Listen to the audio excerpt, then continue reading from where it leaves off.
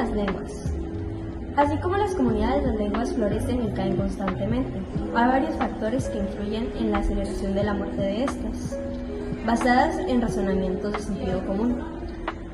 Primero que nada tenemos el crecimiento significativo de las Estado-nación y después tenemos el crecimiento significativo de las lenguas francas o lenguas puente, la cual se trata de la comunicación entre personas con diferentes lenguas nativas. Riesgos físicos de los hablantes.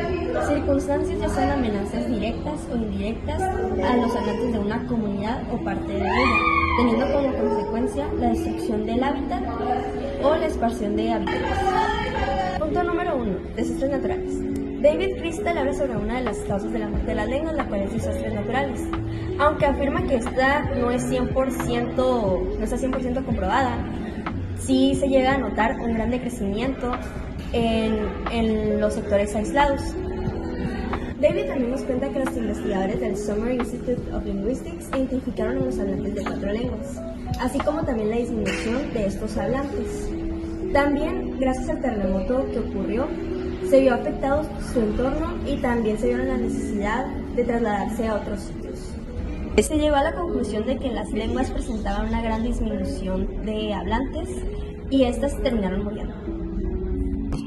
El punto número 3 es la hambruna y la sequía. La hambruna de la papa en Irlanda causó 1 millón de muertos y el principio de un periodo de inmigración. El impacto fue mayor en comunidades rurales, dado que se hablaba principalmente el irlandés en estas comunidades.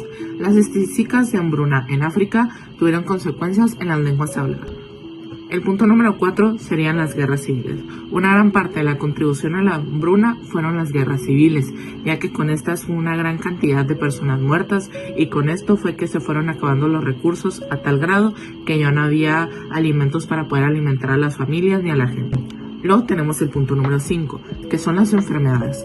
El 90% de la población indígena murió a causa de enfermedades que cargaban los animales traídos desde Europa. Hay otros casos de gripe o resfriado, la cual causaron la muerte de comunidades indígenas. Las enfermedades fueron consideradas un factor crítico para algunas comunidades como la Namesa.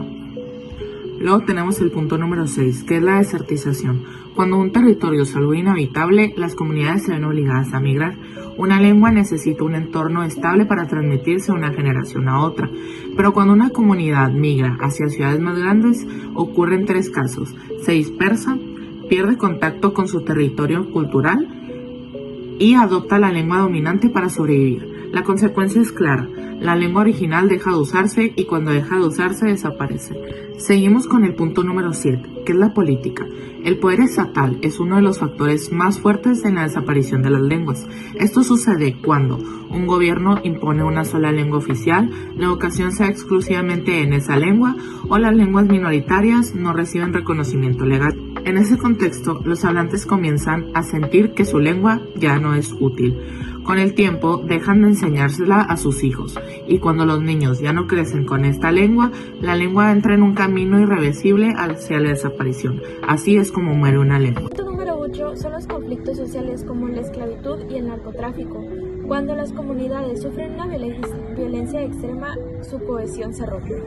Otro punto por el que se da la pérdida de una lengua es por los cambios en la cultura de un pueblo. Esto sucede cuando se da la asimilación cultural. Cuando una comunidad debe huir para sobrevivir, termina en lugares donde su lengua no es usada y se ven en la necesidad de adaptarse a la lengua local, ya sea por miedo o por necesidad. Y en casos muy extremos, tales como la esclavitud, las personas fueron arrancadas de su territorio y mezcladas con las de otros grupos, donde sus lenguas ya no tienen la oportunidad de sobrevivir. Hablamos de realidades como el desplazamiento del narcotráfico, la violencia organizada, la persecución cultural e incluso las desapariciones físicas de las personas hablantes. El desarrollo de la segunda fase ofrece un modo vivendi entre ambas lenguas, donde es posible una convivencia entre el idioma dominante y el dominado, donde el primero es atractivo a facilitar movimientos externos para hablantes de la comunidad dominada, que desea salir de esta, convirtiéndose en una lengua franca, y por el contrario a la lengua dominada. Expresa identidad, mira hacia adentro de la comunidad, genera lazos familiares, vínculos sociales y preserva vínculos históricos, siendo de esta forma que una no puede suplantar a la otra. En esta situación no debe existir la palabra dominación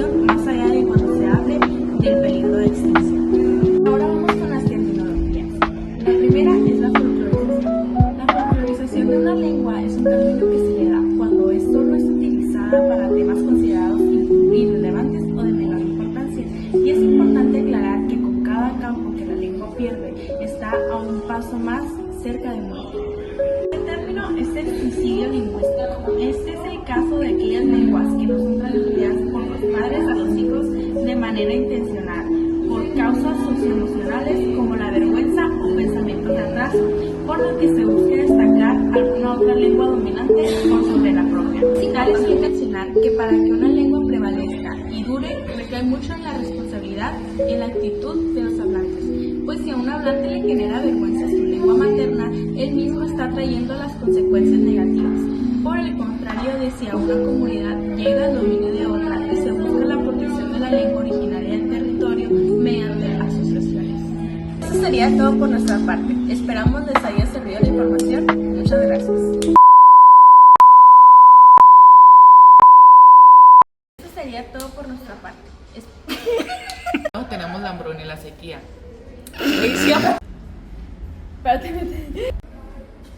¿Ya? El punto número 8 son los conflictos. No, güey, no. La hambruna de la patata en Irlanda causó 1 millón de muertos y al principio